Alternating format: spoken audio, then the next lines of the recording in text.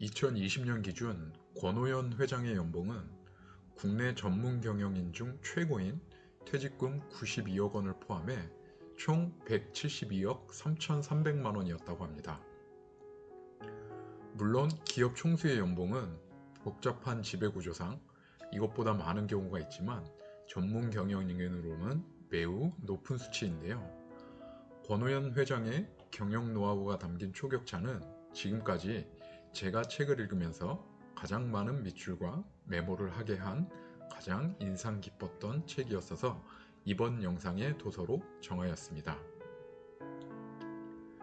이 책은 크게 4챕터로 구분이 되는데 1장은 리더, 탄생과 진화, 2장 조직 원칙과 시스템, 3장 전략, 생존과 성장, 마지막 4장 인재, 원석과 보석으로 구성되어 있습니다.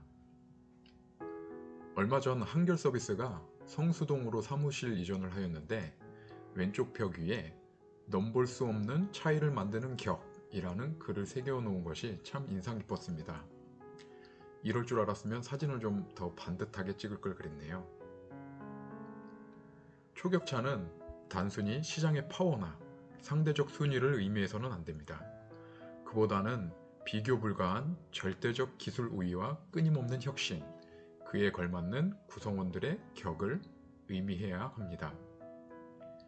즉, 다른 누군가와 비교 대상이 되기를 거부하고 기술은 물론 조직, 시스템, 공정, 인재, 배치, 문화에 이르기까지 모든 부분에서 그 누구도 넘볼 수 없는 격을 높이는 것이 초격차 전략의 진정한 의미인 셈입니다. 따라서 초격차란 규모나 자본에 의해 그 실현 가능성이 결정되는 것이 아니라 과감한 혁신을 향한 리더의 의지와 구성원의 주도적인 실천에 의해 이루어진다고 합니다. 변화가 필요하다고 느끼면 머뭇거리지 말고 과감히 실행에 옮겨 자신만의 격을 만들어갈 것을 강조하고 있습니다. 외부 환경이 바뀌지 않는다면 변해야 할 이유가 별로 없습니다. 우리 주변에서는 끊임없이 변화가 일어나고 있고 그 변화는 때로 충격이나 위협을 수반합니다. 예를 들면 소비자의 기호가 갑자기 바뀌거나 전에 없는 제품이나 서비스가 탄생해서 기존 시장의 시스템 자체를 요동치게 만들 수 있습니다. 또 제도의 변화도 심각한 문제를 초래할 수 있습니다. 이렇게 불가피한 환경의 변화를 통제할 수 없다면 자기 자신을 바꾸는 수밖에 없다고 합니다. 다들 잘 아시겠지만 지금 우리가 집중하고 있는 OKR도 이러한 변화의 속도가 점점 빨라지고 있는 지금의 시대에 KPI 등 기존의 관리 툴로는 변화에 대응하기가 어렵기 때문에 나오게 된 것이죠. 리더에게 맡겨진 사명은 생존과 성장입니다. 단지 생존에 있다고 해서 존재 이유가 설명되지 않습니다. 성장하지 못하는 생존은 사실 천천히 전개되어가는 퇴화와 멸종의 과정일 뿐 그것은 모든 생명체에 적용되는 진화와 멸종의 근본 원리입니다. 반면에 진정으로 성공하는 리더는 무언가에 기여한 사람을 말합니다. 리더로서 진정한 성공은 생존의 단계를 넘어 맡겨진 조직이나 회사를 지속적으로 성장시키고 새로운 가치를 창출한 사람이라고 정의 내리고 있습니다. 반대로 실패한 리더란 미래를 망친 리더라고 단언합니다. 자신이 물러난 다음 회사나 조직이 급격하게 쇠퇴의 조짐을 보인다면 그것은 최악의 리더가 남긴 최대의 피해라 하고 있습니다. 특히 전문 경영인의 경우 본인의 능력을 보이고 존재 이유를 설명해야 하기에 자신의 재임 기간에 실적이 좋아 보이도록 착시를 유도하는 여러 가지 편법을 사용합니다. 시간이 많이 흐른 뒤 그때 그가 그런 결정을 내렸기 때문에 지금 우리가 이렇게 먹고 살 수 있게 되었다라는 평가를 받는 리더가 진짜 훌륭한 리더이며 리더는 길게 보는 사람, 미래를 준비 내리는 사람이라고 정리하고 있습니다. 일반 회사에서 가장 중요한 인덱스는 매출과 이익의 규모입니다. 좋은 제품을 많이 생산해서 팔고 많은 이익을 남기면 높은 점수를 받는 구조입니다. 그런데 엄청난 양의 제품을 팔아도 이익이 조금밖에 나지 않는다면 회사로서는 별로 이득이 되는 일이 아닐 것입니다. 그래서 매출의 규모와 이익을 정확하게 연동시켜 산출할 수 있다면 그것이 가장 합리적인 인덱스가 될 것이라고 하고 있습니다. 무조건 많이 파는 것이 좋은 것이 아니라 이익을 많이 남기고 파는 것이 더 중요하다고 합니다.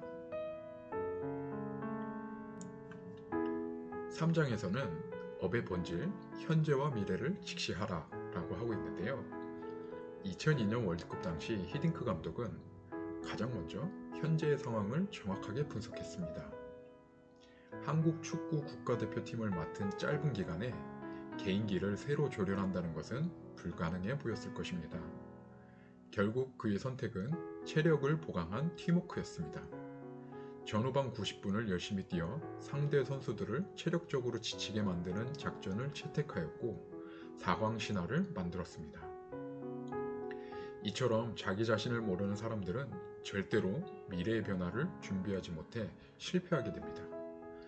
90분을 열심히 뛴다는 것은 한자리에서 계속 움직인다는 것이 아니라 계속해서 포지션을 바꾸고 오버래핑하고 공격수가 수비에 가담하는 멀티플레이 능력과 이를 소화할 수 있는 체력을 기르는 것입니다.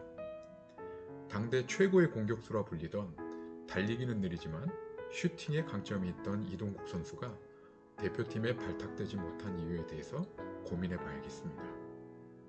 자기 자신을 모르는 사람들은 절대로 미래의 변화를 준비하지 못해 실패하게 되므로 너 자신을 알라고 이야기하고 있습니다. 또 상황과 방향에 따른 전략에서는 만약에 제조업의 경우 세계 최고 수준의 제품만이 살아남을 수 있으므로 기술이 절대적 우위에 있도록 무조건 실력을 절대치로 가져가야 한다고 합니다.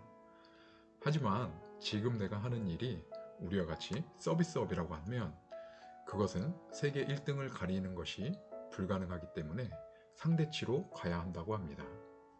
그러니까 서비스업은 상대적으로 어느 회사보다 우월하기만 하면 되는 것입니다. 한마디로 서비스업의 경우 우월 전략을 목표로 전략을 짜야 한다고 하고 있습니다. 마지막 4장은 인재에 관한 이야기인데요.